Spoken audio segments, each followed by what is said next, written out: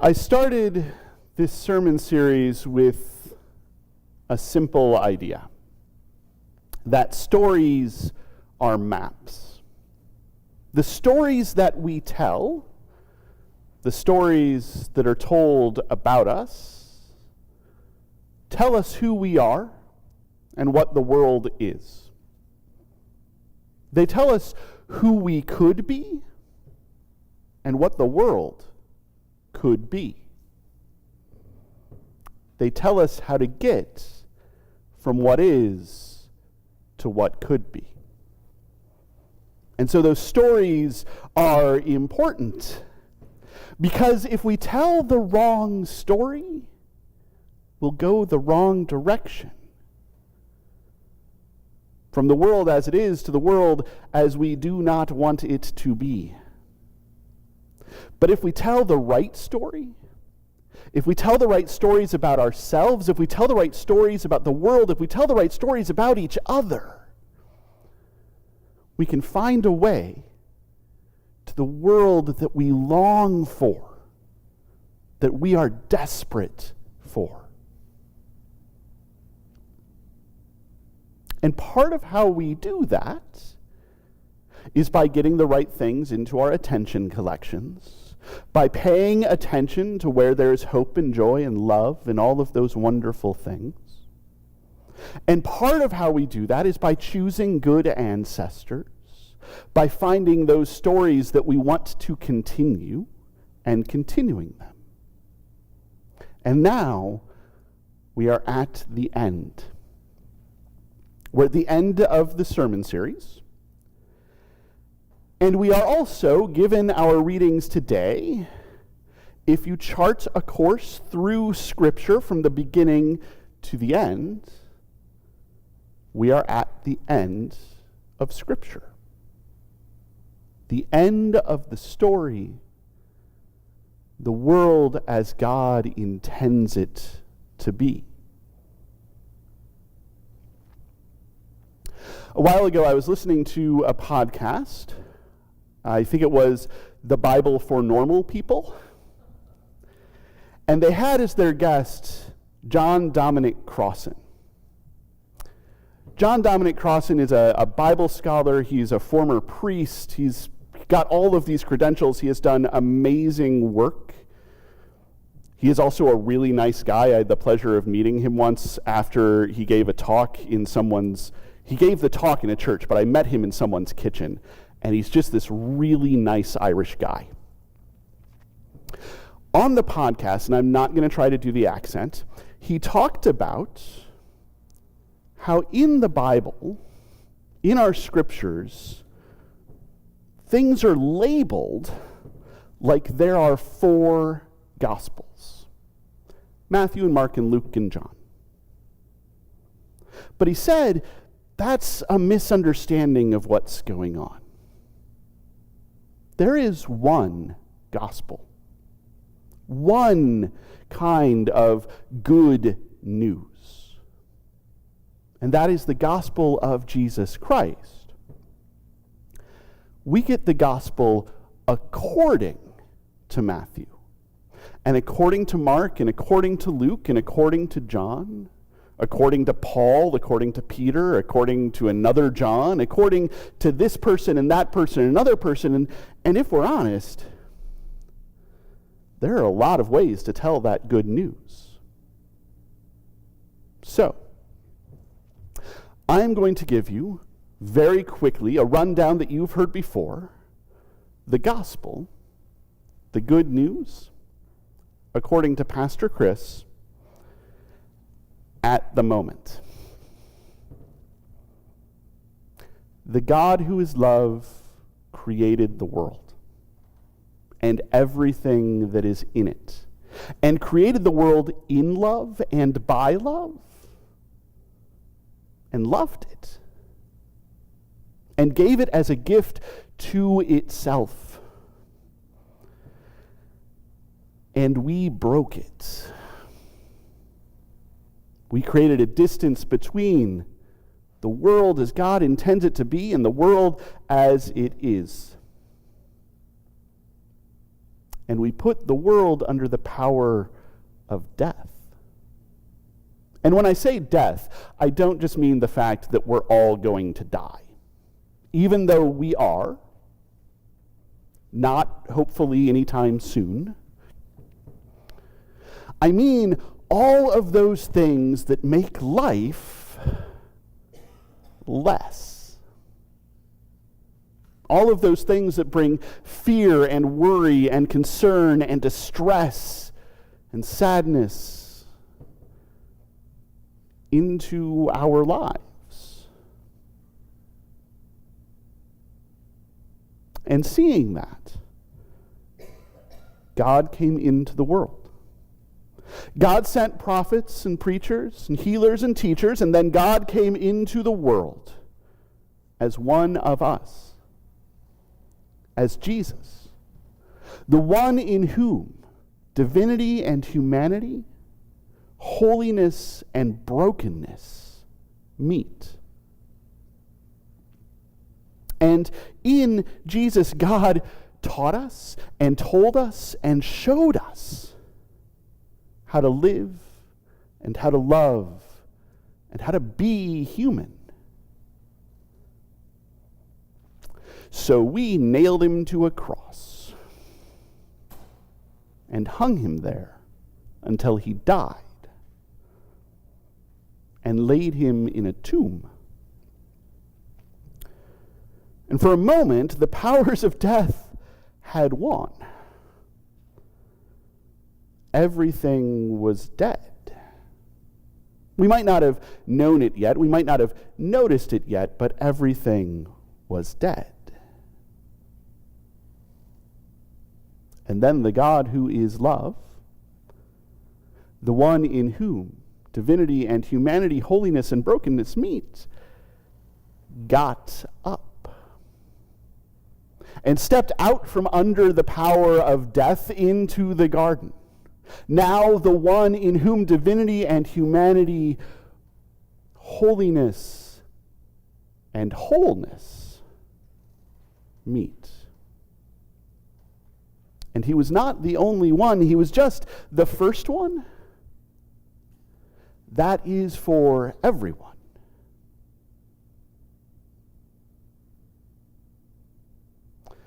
When we read the book of Revelation, we often think about the end of the world, the destruction of everything, wiping the slate clean and then breaking the slate, and then getting a new one and creating a whole new world.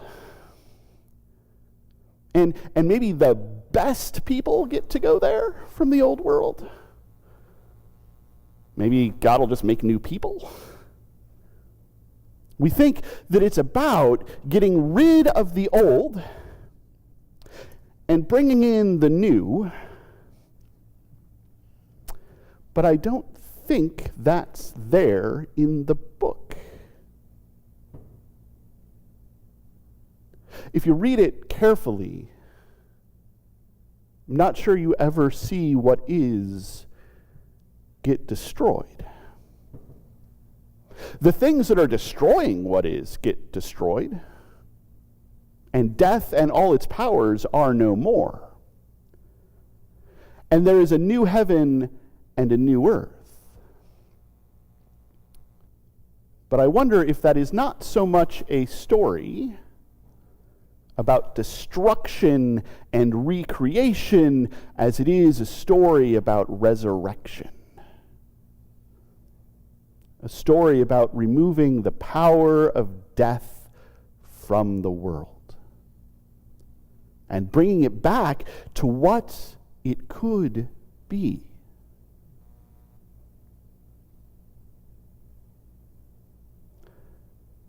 That is a story worth telling.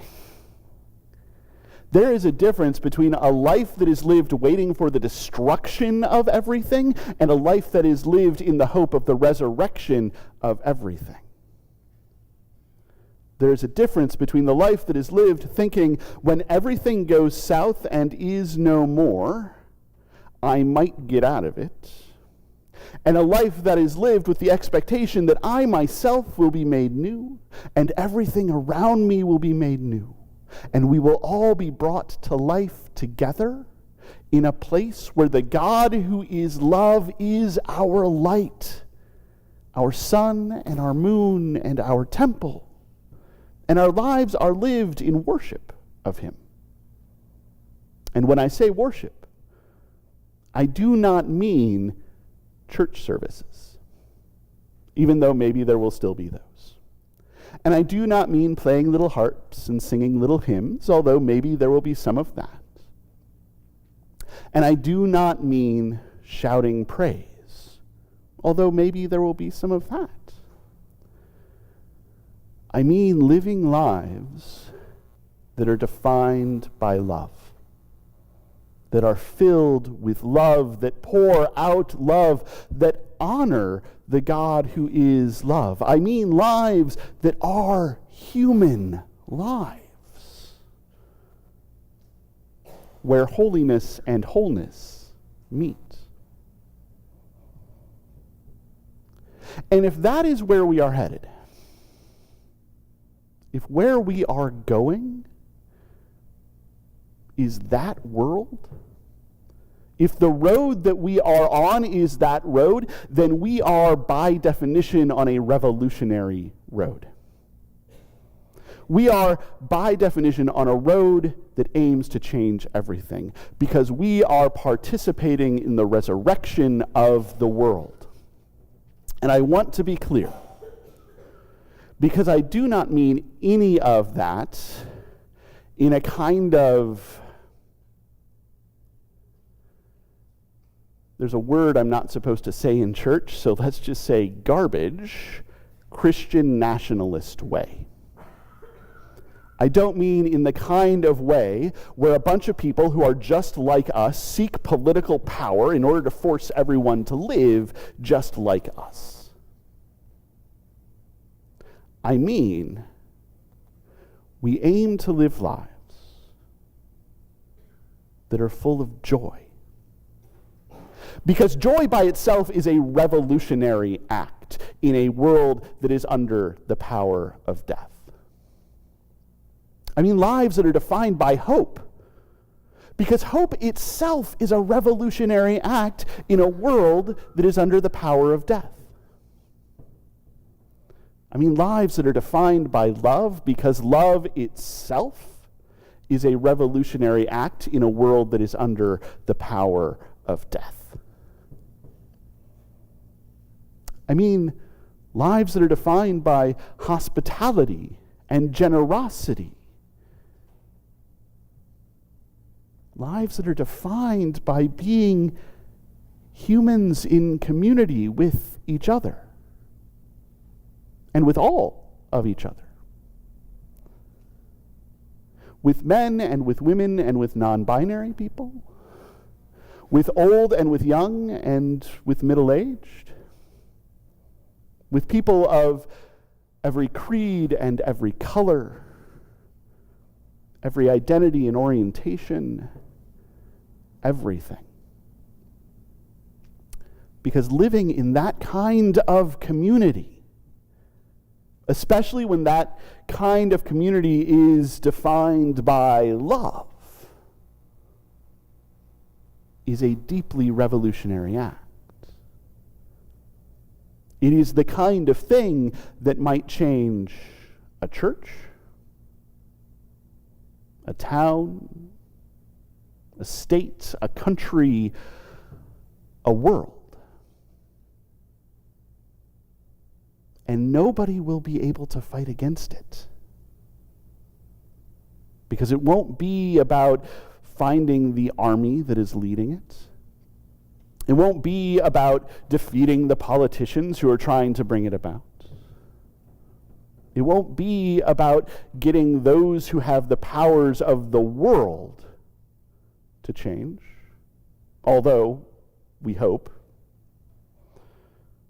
And it matters how we vote, and it matters how we are activists, and it matters that we show up to meetings and all that kind of stuff. But like a mustard seed planted in a garden, or a little bit of yeast in a whole lot of dough, it'll just get everywhere. And once it's everywhere, it cannot be rooted out. And before we know it, we will be standing in a garden, looking around at a resurrected world, with God as our sun and our moon and our temple, and we ourselves will be human and alive again.